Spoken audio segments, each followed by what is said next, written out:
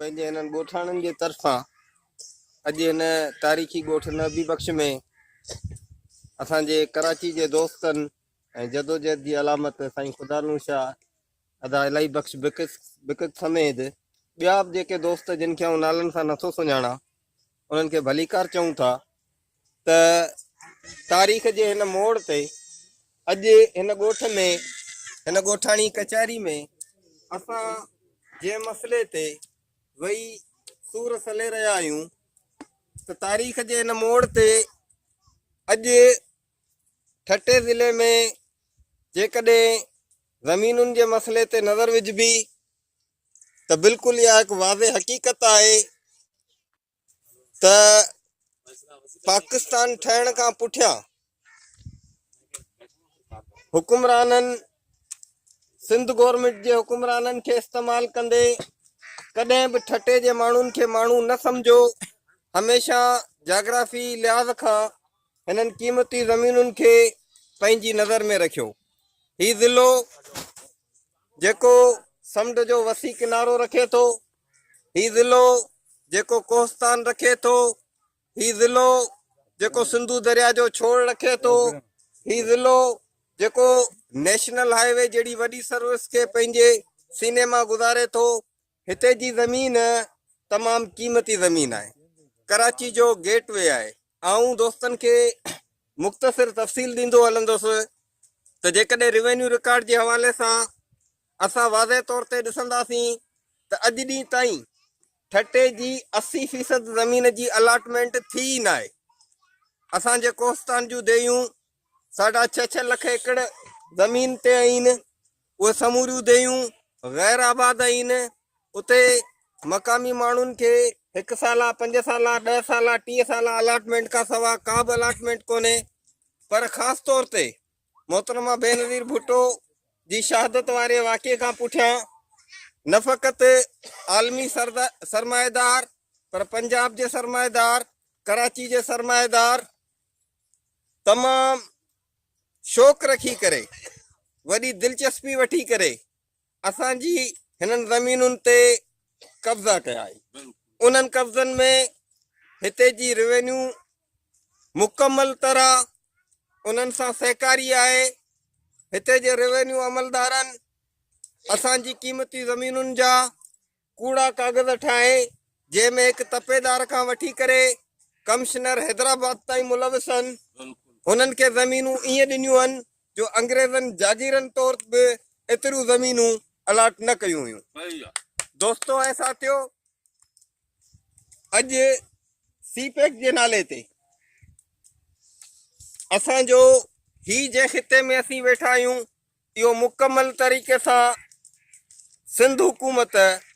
China जे हवाले करण थी चाहे। पर जेॾी महिल असां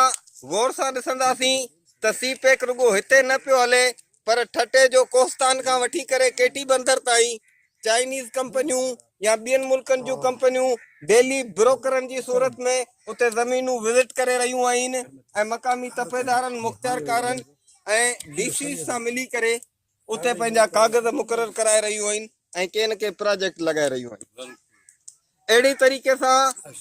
सॼो ही ज़िलो उन्हनि जी नज़र में आहे। हिते जी मुख़्तियारकार ऑफिस हुजे,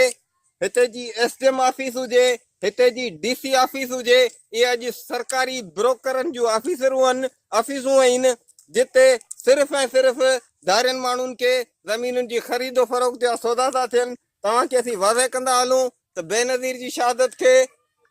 2007-2018 शुरू थी वियो आहे, पर हिते जे माण्हू जो रिकॉर्ड बि साईं सड़ियो न आहे,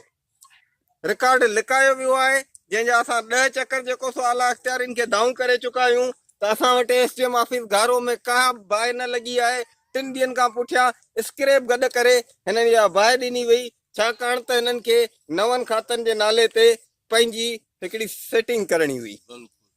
ऐं हिते तव्हां जेकॾहिं ज़ुल्फ़कार आबाद वारो दौर यादि कंदा त 13.5 लख एकड़ ज़मीन जा कूड़ा कागज़ ठाहिया विया हुआ ऐं 2,36,000 ज़मीन मक़ामी माण्हुनि जी हुई जेकी क़ाइम अली शाह रद्द कई हुई, जंहिंखां पुठियां शहीद बशीर खान कुरैशी जी क़यादत में ठटे ज़िले में 4 अज़ीम शान धरणा लगण खां पुठियां काइम अली शाह उहा 2,36,000 एकड़ ज़मीन बहाल कई हुई, जंहिंमें समन जे दौर जा ख़ताब हुया। दोस्तो, त तारीख़ी हवाले सां ही ठटो अॼु वॾी वेड़ में अची वियो आहे ऐं हिते जे माण्हुनि खे लॾाइण वारो अॼु न अंग्रेज़ आहे, न तुरखान आहे, न पंजाबी आहे। हिते जे माण्हू खे अॼुकल्ह जेकॾहिं को लॾाए रहियो आहे त उहो DC ठटो आहे, उहो गुलाम कादिर पली जो आहे, उहो तपेदार नबी बख्श बलोच आहे ऐं को बि माण्हू हुन में न आहे। असांखे तमामु घणो उत्साह पैदा थियो जेॾी महिल साईं ख़ुदा नेशा वारा ऐं साईं वारनि जी टीम अॼु खां हफ़्तो पहिरीं बंबोर में पहुची करे उते माण्हुनि जा ॾुख सूर ॿुधा ऐं 9 तारीख़ जेको कराची में एहतजाज अनाउंस कयो आहे। असां हिते ज़मीन जे फुट ते हिननि माण्हुनि सां विड़ी रहिया आहियूं। असांजूं पेटिशनूं बि दाख़िल आहिनि, असांजूं दरख़्वास्तूं बि ॾिनल आहिनि, असांजूं बुख हड़तालूं कैंपूं बि हलनि पियूं, असांजा मुज़ाहिरा बि हलनि पिया। असां हिननि जा हज़ारूं सबूत मीडिया ते बि रखिया आहिनि, असां वटि बि मौजूदु आहिनि। असीं समूरनि उन्हनि इंसाफ़ जे इदारनि खां इहा घुर था करियूं त ठटे जे ज़मीनुनि ते हाणे ज़रूरत आहे। नज़र मोहम्मद लगारी साहब त पंहिंजी रिपोर्ट ॾिनी, ठटो ज़िले जो समूरो रेवेन्यू रिकॉर्ड कैंसिल कयो वियो, ठटे जा समूरा नक्शा कैंसिल कया विया, पर असीं तव्हांखे ॿुधाईंदा हलूं त बहाली जो अमल उहे ई तपेदार उहे ई मुख़्तियारकार करे रहिया आहिनि जेके अॼु खां 20 साल पहिरीं वेठल हुआ, जिन इहो रिकॉर्ड कारो कयो हो। अॼु बि जॾहिं हुननि खे दुरुस्त करणु ॾिनो थो वञे त उहो नज़र मोहम्मद लगारी जी अखियुनि में बि धूड़ पायो था वञनि। अॼु ज़रूरत इन चीज़ जी आहे त ठटे जे रेवेन्यू ते हिकिड़ी GIT ठहणु घुरिजे, जंहिंमें मक़ामी माण्हुनि जी भरपूर शिरकत हुअणु घुरिजे। अहिड़ी GIT हाई कोर्ट सिंध जे चीफ जस्टिस जे निगरानी हेठि हलणु घुरिजे, जंहिंमें ॾींहुं बाए ॾींहुं उन चीज़ जी रिपोर्ट हुजे ऐं ठटे ते हलंदड़ 100 मोटो केस पंहिंजे जोर में जारी आहे। मुख़्तलिफ़ टाइम्स ते रूलिंग्स अची रहियूं आहिनि, उन्हनि रूलिंग्स जे मुकमल थियण ते उहो केस पंहिंजो मुकमल थींदो। ऐं साईं वारनि खे, साफ़ी दोस्तनि खे, मक़ामी माण्हुनि खे इहा गुज़ारिश कंदुसि त असां 5 चकर हुन केस में मुख़्तलिफ़ दरख़्वास्तूं विधियूं आहिनि त हुन केस खे तव्हां बहितर नमूने सां सम्झो ऐं हुन केस में भरपूर शिरकत करियो। एहतजाज जो रस्तो बि वठिजे, कानूनी रस्तो बि वठिजे ऐं सभिनी खां पोइ आख़िर में फ़ैसिलो ठटे जी अवाम खे करिणो आहे। तव्हां असां गॾिजी करे जॾहिं ठटे जी मालिकी जे लाइ रोडनि ते निकिरी पवंदासीं, एहतजाज में अची वेंदासीं त ही CPEC बि गुम थी वेंदो, ही ZBS बि गुम थी वेंदो, ही मलक रियाज़ बि गुम थी वेंदो, 4 ॿिया इदारा बि गुम थी वेंदा। छो त ठटो तारीख़ जो उहो ज़िलो आहे जंहिंजे फुट ते शहीदनि जो रतु पियल आहे। इन करे आउं गुज़ारिश थो करियां हिन दोस्तनि खे त कराची वारे एहतजाज में गॾिजी सॼी भरपूर शिरकत कंदासीं।